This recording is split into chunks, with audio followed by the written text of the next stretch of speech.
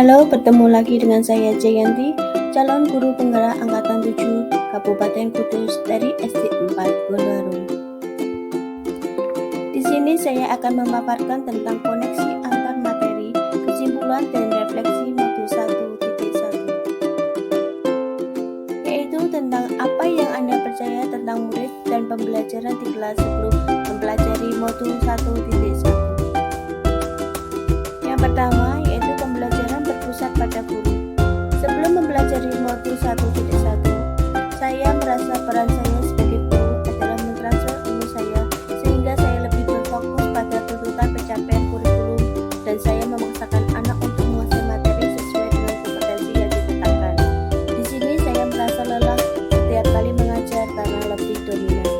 Saya mengajar dengan metode ceramah, fokus pada taktik kurikulum dan memberikan tugas tepat waktu. Yang kedua, peserta didik kurang aktif dan kurang motivasi belajar. Dikarenakan kita sebagai guru lebih dominan menjadikan peserta didik menjadi kurang aktif saat pembelajaran di kelas. Mereka lebih banyak mendengarkan guru dan pada akhirnya mereka tidak semangat untuk belajar. Rasa bosan akibat pembelajaran yang kurang menarik dan monoton. Yang ketiga, guru kurang memahami karakteristik peserta didik. Hal ini juga seringkali tidak diperhatikan sebagai guru. Terkadang kita hanya fokus pada pencapaian materi.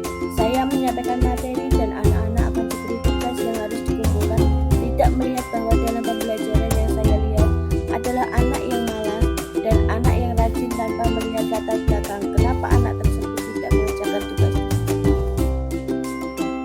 Apa yang berubah dari pemikiran atau perilaku saya setelah mempelajari modul ini? Yang pertama, merubah pemikiran.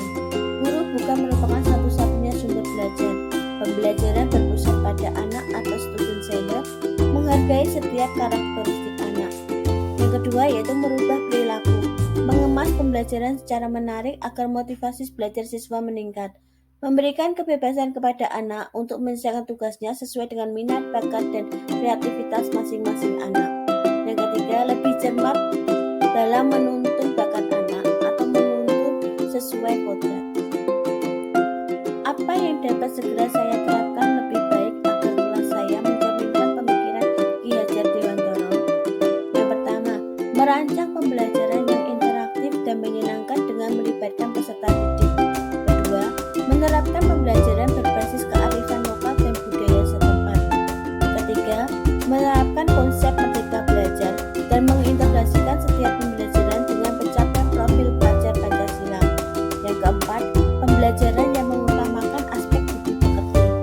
Yang kelima, menerapkan sistem AMO atau pendidikan yang menuntun bukan menuntut. Yang keenam, pembelajaran sesuai